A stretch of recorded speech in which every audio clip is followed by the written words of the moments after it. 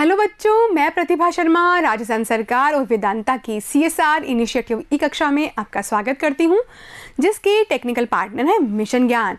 तो बच्चों, chapter number 25 हमने पूरा पढ़ लिया था और आज हम पढ़ेंगे लघुत्तरात्मक और निबंधात्मक प्रश्न।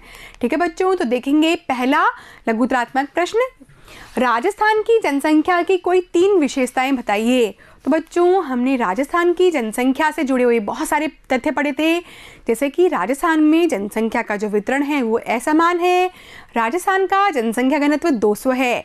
ठीक है बच्चों, इसके अलावा हम देखेंगे कि 20वीं शताब्दी में किस प्रकार से राजस्थान में जनसंख्या वृद्धि हुई। ठीक है, तो लिखेंगे बच्चों पहला बिंदु, राजस्थान में जनसंख्या के वितरण में अत्यधिक असमानता पाई जाती है। राजस्थान की जनसंख्या का घनत्व 2011 की जनगणना के अनुसार 200 व्यक्ति प्रति वर्ग किलोमीटर है और राजस्थान में 20वीं सदी में जनसंख्या तेजी से बढ़ी और इस शताब्दी में पहले 50 वर्षों में जनसंख्या 1.5 गुना और बाद के 50 वर्षों में लगभग 3 गुना वृद्धि हुई। ठीक है बच्चों, तो हमें कोई 3 विशेषताएं बतानी है, आप ये तीनों विशेषताएं वहां पर लिख सकते हैं। देखते हैं अगला प्रश्न, प्रश्न संख्या 17, जनसंख्या के वितरण को प्रभावित करने वाले कारक बताइए। तो बच्चों, हम तीसरी बार ये बात पढ़ रहे हैं, हमने विश्व संदर्भ में भी ये बात पढ़ी थी, भारत के संदर्भ में भी ये बात पढ़ी थी और राजस्थान के संदर्भ में भी हमने ये बात पढ़ी। ठीक है बच्चों, तो 4 प्रमुख कारक हैं, भौतिक कारक, सामाजिक कारक, सांस्कृतिक कारक, राजनीतिक कारक। ठीक है बच्चों, तो लिखेंगे हम। सबसे पहले आता है बच्चों भौतिक कारक। इसके अंतर्गत उच्चावच, जलवायु, मिट्टी, वनस्पति व जो सिंचाई की सुविधा होती है उससे ये प्रभावित होते हैं। दूसरा है आर्थिक कारक। जनसंख्या के वितरण को प्रभावित करने वाले आर्थिक कारकों में खनिजों की उपलब्धता, नगरीकरण, औद्योगिक विकास और परिवहन साधनों के विकास को हम शामिल करते हैं। तीसरा है सामाजिक और सांस्कृतिक कारक। इसके अंतर्गत स्थानांतरण व श्रम की गतिशीलता और प्रवास को सम्मिलित किया जाता है। और चौथा है बच्चों राजनीतिक कारक। यदि किसी क्षेत्र में राजनीतिक स्थिरता नहीं है तो वहां से भी लोग पलायन करने को मजबूर हो जाते हैं। देखते हैं अगला प्रश्न, प्रश्न संख्या 18, राजस्थान की जनसंख्या का वितरण बताइए। तो बच्चों, इसके बारे में भी हमने बहुत विस्तार से पढ़ा था, लिखते हैं इसके बारे में। अरावली पर्वत श्रेणी के पश्चिमी व उत्तरी पश्चिमी भागों में विरल व छितरी हुई जनसंख्या पाई जाती है। ठीक है बच्चों, तो अरावली पर्वत श्रेणी का जो उत्तरी पश्चिमी भाग है वो है राजस्थान का मरुस्थलीय क्षेत्र, तो वहां पर जनसंख्या बिखरी और छितरी हुई मिलती है। अरावली पर्वत के पूर्वी व उत्तरी पूर्वी मैदानों में सघन जनसंख्या पाई जाती है, यानी कि हम बात कर रहे हैं मैदानी क्षेत्रों की और पठारी क्षेत्रों की। अरावली प्रदेश के कुछ उपजाऊ क्षेत्रों व खनन क्षेत्रों में जनसंख्या का केंद्रीकरण अधिक पाया जाता है। ठीक है बच्चों, तो हम जानते हैं कि जहां पर खनिजों की उपलब्धता होती है वहां पर जनसंख्या का जमाव होता है। पश्चिमी मरुस्थलीय प्रदेशों में भी जनसंख्या बिखरे जल स्रोतों के चारों ओर केंद्रित मिलती है, यानी कि जिन जिन क्षेत्रों में जल की उपलब्धता होती है वहां पर जनसंख्या का जमाव होता है। देखते हैं अगला प्रश्न, प्रश्न संख्या 19, अपने राज्य की साक्षरता पर टिप्पणी लिखिए। तो बच्चों, लिखते हैं इसके बारे में।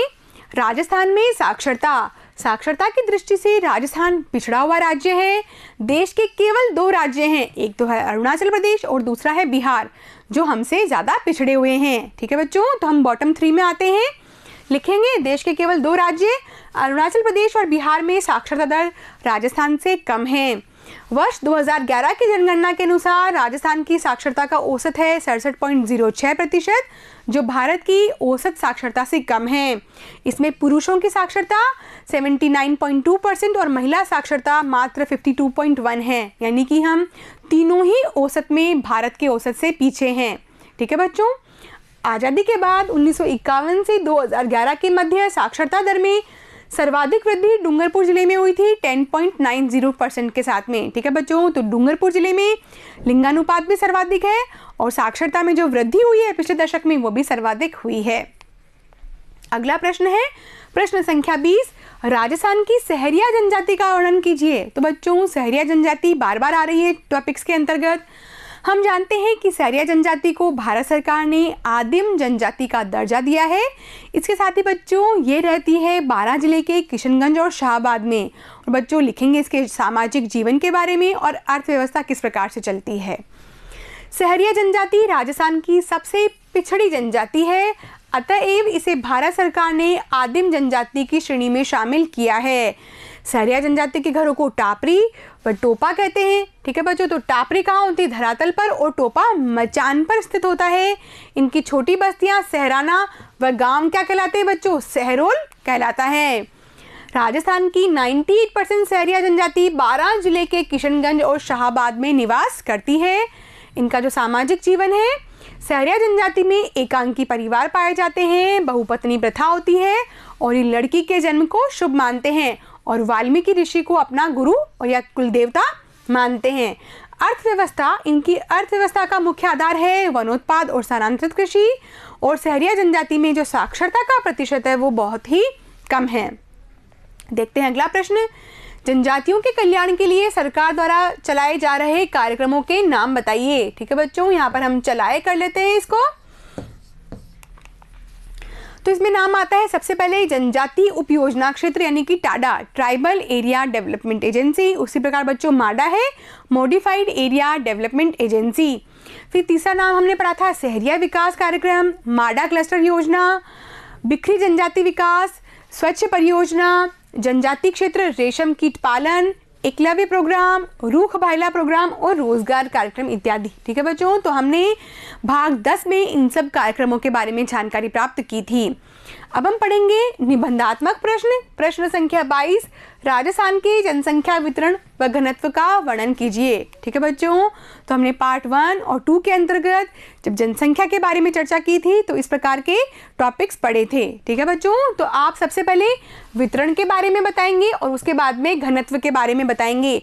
सबसे पहले आप लिखेंगे कि जनसंख्या वितरण को प्रभावित करने वाले कारक कौन कौन से होते हैं। तो आप 4 कारकों के बारे में लिख देंगे, भौतिक कारक, आर्थिक कारक, सामाजिक और सांस्कृतिक कारक, और साथ ही साथ में राजनीतिक कारकों के बारे में भी आप चर्चा करेंगे लेकिन विस्तार से। ठीक है बच्चों, तो यहाँ पर केवल हमने एक इंट्रोडक्शन दिया है किस प्रकार से आप अपने उत्तर को बनाएं। उसके बाद में बच्चों आप लिखेंगे घनत्व के बारे में कि किस प्रकार से हमने जनसंख्या घनत्व में ये 5 प्रकार की कैटेगरीज बनाई हुई है। सर्वाधिक जनसंख्या घनत्व वाले जिले, अधिक जनसंख्या घनत्व वाले जिले, मध्यम जनसंख्या घनत्व वाले जिले, न्यून और न्यूनतम जनसंख्या घनत्व वाले जिले। ठीक है बच्चों, तो इसके अंतर्गत आप उन सब जिलों के नाम लिखेंगे और राजस्थान राज्य का मानचित्र यानी कि अपने हाथ से रेखा चित्र बनाकर उस उत्तर में लिखेंगे। ठीक है बच्चों, तो यहाँ पर आपको वर्णन भी करना होगा।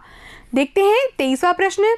राजस्थान की भील या मीणा जनजाति के सामाजिक व्यवस्था व आर्थिक दशाओं का वर्णन कीजिए। बच्चों बहुत अच्छा प्रश्न है, बहुत ध्यान से देखना है इस प्रकार के प्रश्नों को। यहाँ पर भील या मीणा जनजाति लिखा हुआ है। ठीक है बच्चों, तो यहाँ पर क्या देखने वाली बात है, या शब्द। कई बार विद्यार्थी जल्दबाजी में प्रश्न को पढ़ लेते हैं और भील और मीणा दोनों ही जनजातियों का वर्णन कर देते हैं, जिससे कि परीक्षा में बहुत ही समय बर्बाद हो जाता है। जबकि पूछा किसके बारे में गया है, दोनों में से एक जनजाति के बारे में आपको वर्णन करना है। तो बच्चों प्रश्न को बहुत ध्यान से देखना है, या तो भील जनजाति या फिर मीणा जनजाति, यानी कि दोनों में से एक के बारे में ही आपको विस्तार से लिखना है। और बच्चों प्रश्न बहुत अच्छा है, यहाँ पर ही आपको उत्तर के लिए हिंट दे दिया गया है। क्या पूछा है, एक तो सामाजिक व्यवस्था के बारे में और दूसरा आर्थिक दशाओं के बारे में। ठीक है बच्चों, तो हमने बहुत विस्तार से पढ़ा था। आप इस प्रकार से एक चार्ट बनाएं, सबसे पहले इनका परिचय दें, सामाजिक जीवन के बारे में लिखें और अर्थव्यवस्था के बारे में लिखें लेकिन विस्तार से। ठीक है बच्चों, तो यहाँ पर हमने सिर्फ पॉइंट बताए हैं आपको, और आपको याद रखना है या शब्द को। या का क्या मतलब है, या तो भील जनजाति का या फिर मीणा जनजाति का वर्णन करना है। ठीक है बच्चों, देखते हैं अगला प्रश्न। प्रश्न संख्या 24, राजस्थान की गरासिया या सहरिया जनजाति के सामाजिक व्यवस्था व आर्थिक दशाओं का वर्णन कीजिए। ठीक है बच्चों, ये भी प्रश्न संख्या 23 से मिलता जुलता प्रश्न है। इसमें भी या शब्द लगाया है, या तो आपको गरासिया या फिर सहरिया दोनों में से ही एक का वर्णन करना है। इसी प्रकार से आप अपना चार्ट बनाएं, सबसे पहले परिचय दें, उनकी सामाजिक जीवन के बारे में बताएं और उनकी अर्थव्यवस्था के बारे में भी लिखें। ठीक है बच्चों, इसके साथ ही आपका चैप्टर नंबर 25 भी कंप्लीट हो जाता है। और बच्चों चैप्टर नंबर 25 आपकी इस पुस्तक का अंतिम अध्याय है, तो इसके साथ ही आपका जो सैद्धांतिक भूगोल है वो पूरा हो जाता है। बच्चों पूरा का पूरा कोर्स हो गया है, आप अच्छे से अपना पूरा कोर्स कीजिए और परीक्षा में अच्छे अंक पाइए। ठीक है बच्चों, तो बेस्ट ऑफ लक आपके एग्जाम के लिए। बने रहिए ई कक्षा के साथ में। Thank you.